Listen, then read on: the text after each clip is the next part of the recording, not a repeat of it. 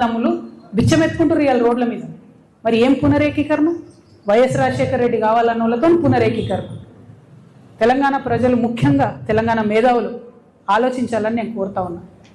ఇక వీళ్ళు ఒక రకమైతే కాంగ్రెస్ పార్టీ పెద్ద సభ అధికారంలో ఉన్నారు, ఆర్భాటం హంగు పెద్ద సభ పెట్టి ఏం మాట్లాడతారు వాళ్ళు? గుంటనక్క నిన్న ఢిల్లీ పోయింది, గుంటనక్క నిన్న ఢిల్లీ పోయింది.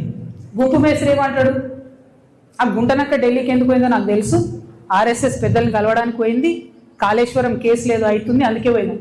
నాకు సంపూర్ణంగా కోర్ట్స్ మీద విశ్వాసం ఉందండి, నాకు సంపూర్ణంగా కోర్ట్స్ మీద వాళ్ళ జడ్జిమెంట్ మీద విశ్వాసం ఉంది. కానీ ఒక ముఖ్యమంత్రి స్థాయిలో ఉన్న వ్యక్తి ఈ గుంటనక్క పోయి ఆర్ఎస్ఎస్ పెద్దల్ని కలుస్తుంది అని గుంటనక్కతో డీల్ మాట్లాడుతున్నా. ఏమంటుండు? నువ్వు చెప్తావా, నువ్వెవరు కలిసినావో నేను చెప్పాలనా? అరే నీకు తెలుసు, నువ్వు చెప్పాలి కదా ప్రజలకు, నువ్వు ముఖ్యమంత్రివి కదా, నీకు బాధ్యత ఉంది కదా. అట్లా కాకుండా డీల్ మాట్లాడుతున్నాడు. నీకు తెలుసా, నువ్వు నాకు తెలుసు, నువ్వు ఎక్కడికి పోయినావో నేను చెప్తా. ఏం మాటలు ఇవి?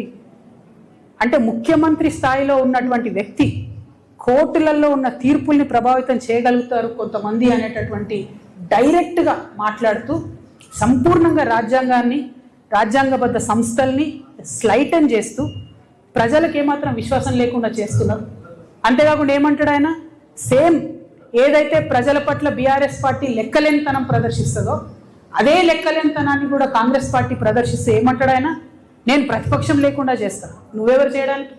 ప్రజలు కదా డిసైడ్ చేయాలి ఎవరు ప్రతిపక్షంలో ఉంటారు, ఎవరు అధికారంలో ఉంటారు, ఎవరికే పాత్ర ఉంటుంది. ప్రజలు కదా డిసైడ్ చేయాలి. వచ్చే 10 ఏళ్ళు నేనే అధికారంలో ఉంటా, ఏడికేళ్ళు ఉంటావు? రైతు బంధా ఏడిచ్చినావు? రైతు భరోసా సీజన్ మొత్తం అయిపోయినాక ఇస్తారా? నిన్న కూడా 5 ఎకరాలకే ఇచ్చారు.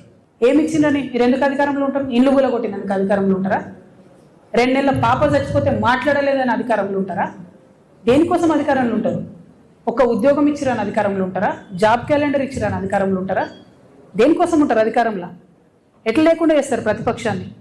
ఏ లెక్కలేనితనం బీఆర్ఎస్ పార్టీ ప్రజల పట్ల ఇప్పటికీ ప్రదర్శిస్తున్నదో, ప్రజలే తప్పు చేసిరంటే ఆత్మవిమర్శ చేసుకుంటలేదు బీఆర్ఎస్ పార్టీ. అందుకే అంటున్నాయి 1000 ఏళ్ళైనా బీఆర్ఎస్ పార్టీ మారదు, అదే తోవలో కాంగ్రెస్ పార్టీ కూడా పోతున్నది తప్పితే వేరే ఏం లేదు. వీళ్ళిద్దరూ తూకిత్తా అంటే తూకిత్తా, నేను సభ పెట్టినా, నేను పెద్ద సభ పెట్టినా, ఇది తప్పితే బల ప్రదర్శన తప్పితే ప్రజల గురించి మాట్లాడింది లేదు, ప్రజల కోసం ఆలోచించేది లేదు.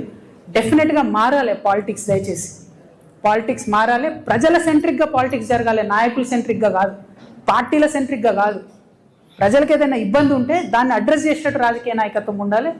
దానికోసమే ఈ రాష్ట్రంలో కొత్త రాజకీయ శక్తిగా మేము ఆవిర్భవించబోతా ఉన్నాం. 25వ తారీఖు నాడు ప్రజలందరినీ నేను రిక్వెస్ట్ చేస్తా ఉన్నా, దయచేసి కథలు రండి, తరలి రండి. ఒక ఆడబిడ్డగా నేను ఒక ప్రయత్నం చేద్దాం అనుకుంటున్నా, ఒక కొత్త తరహా రాజకీయం చేద్దాం అనుకుంటున్నాను.